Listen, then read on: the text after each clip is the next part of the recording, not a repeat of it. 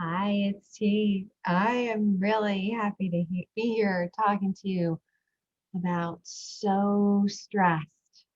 Now, as parents, there there always can be something unwanted in front of us that can send us into that stress response. And in previous episodes, we've talked about that stress response is what you hear as fight, flight, or freeze. And so when we are in that stress response, literally the only part of our brain that is being activated, that can be active, is that really old reptilian brain. You might have heard someone refer to it as a reptilian brain, which is just all about survival. That brain of ours is, I don't know, hundreds of thousands of years old, right? That's the survival response. And when our survival is at stake, nothing else matters. For those 20 minutes it took our ancestors to run away from a saber-toothed tiger and survive, everything else just shut down. It was like fight, flight, or freeze, whatever's going to help me to survive. Boom.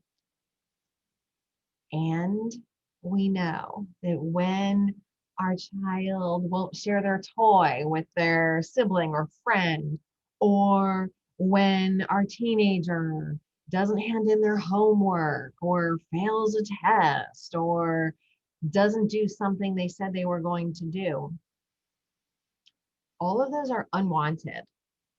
And all of those need to be met, right? We need to meet those. But when we get into that stress response, that's like, oh my gosh, my survival is at stake. And what happens, since the only part of our brain that can be accessed is that reptilian brain, we literally cannot think straight. Literally, the part of our brain that helps us to problem solve, that helps us to understand how other people are feeling, is not accessible. It's all about that stress response and all about surviving. And so I have a couple of positive discipline tools that I'm going to weave into this episode today. The first one is called, appropriately, Understand the Brain. And so there's a picture of a woman, and she's got the little cartoon bubbles, two of the little cartoon clouds above her head, and one says fight question mark, and the other one says flight question mark. And of course freeze. Freeze is not in the picture, but that's okay. So when people are upset, they access the fight flight part of their brains. Do not try to solve a problem when you are upset. So just like what we were just talking about, right? When you're upset, when you're in that stress response, you literally cannot think straight. That part of your brain is inaccessible for you. So what do? Wait until after a cooling off period when you can access your whole brain. And so wonderful. In previous episodes, you all know too, one of my favorite and the quickest way to bring yourself down, even just a little bit, is to do some deep breaths. You can do these wherever you are. Your body is going to breathe anyway. If you're not driving, maybe you can close your eyes. If you are driving, you can still do deep breathing. You can still pay attention to your belly expanding. And so we'll do it without closing our eyes in deference to those of us who may be driving. Just inhaling and exhaling, nice and deep and slow. We'll do two more.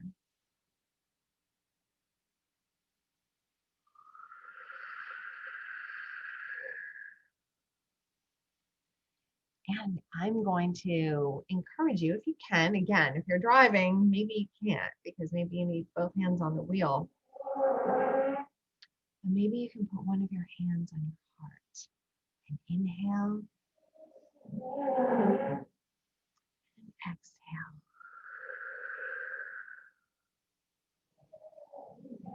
When we do this, we can come down just a little bit.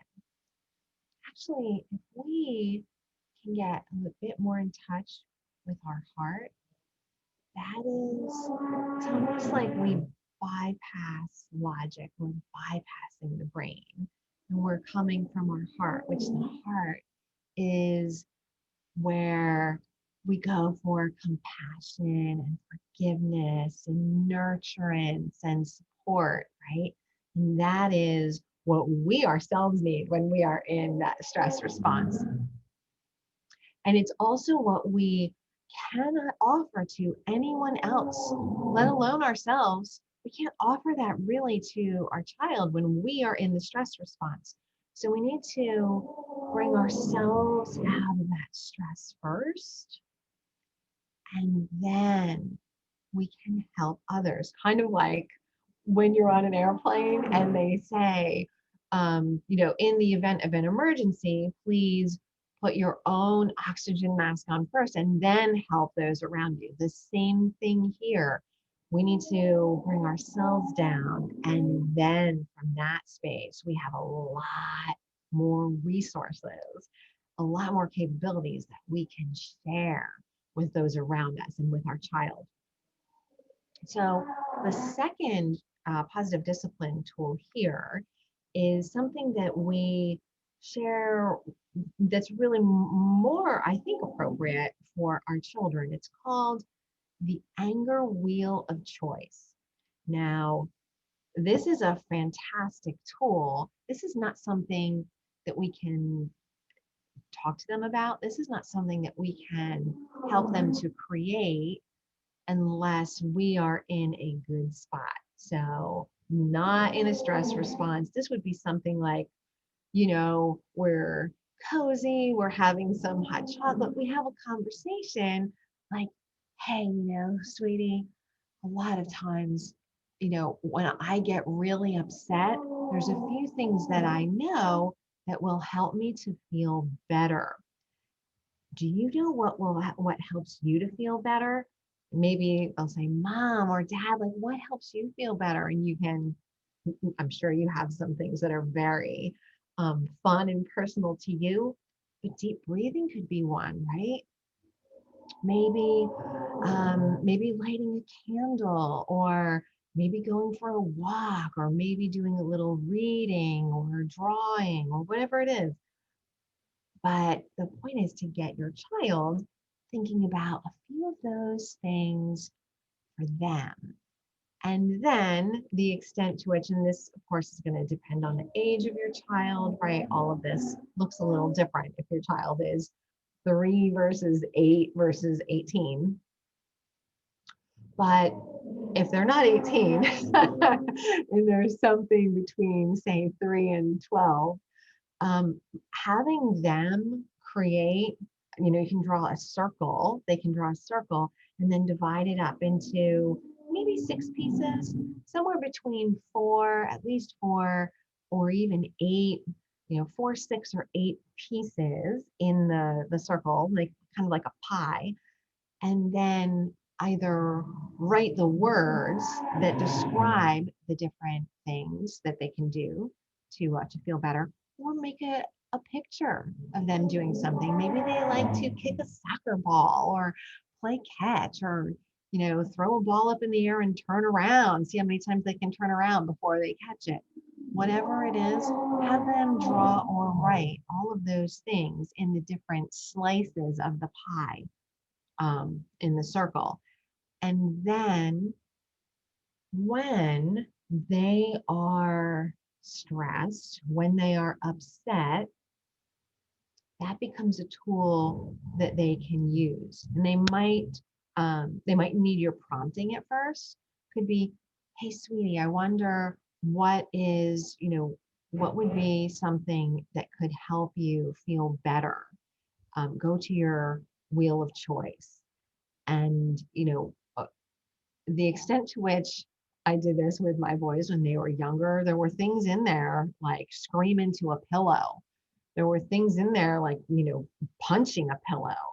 And on average, it of course depends on the child, but on average, boys are a little bit more physical than girls, although some girls are very physical too. Like for me, going for a fast walk and getting physical, doing something to get physical. And actually, when I was much younger, it was going for a run, something to get the energy out.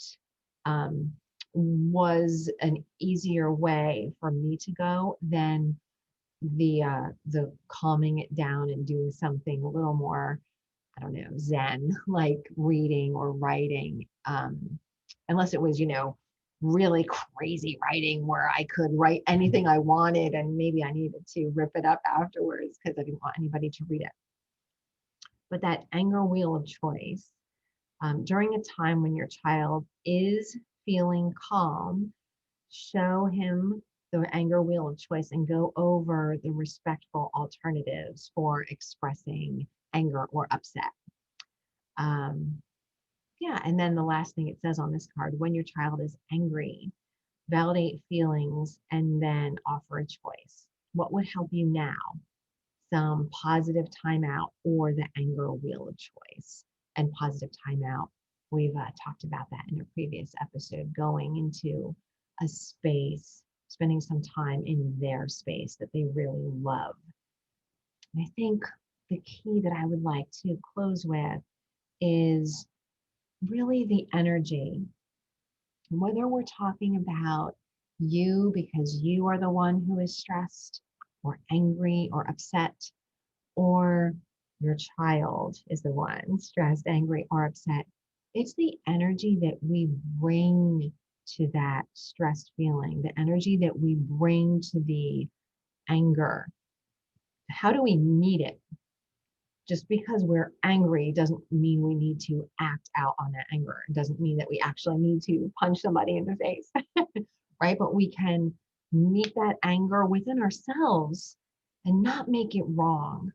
Like, I know I'm feeling that anger. I'm angry because she, whatever the situation was.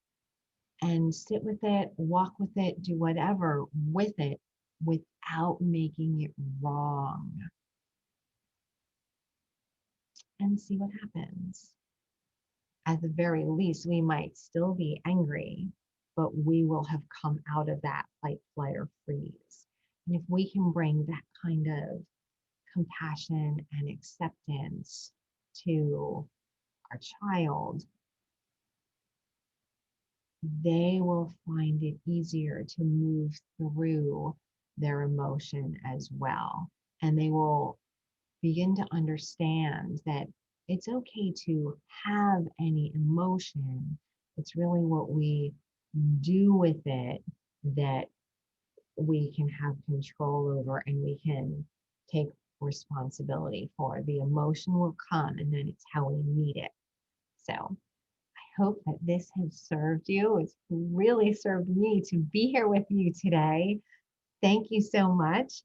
And I would love, as always, to hear your experience, how this has helped you, other thoughts that you had while you were listening, and what you'd like to hear more about. So I invite you to send that on in to us at support@relationalparents.org. Thanks so much. Be well and sharing my love. Bye for now.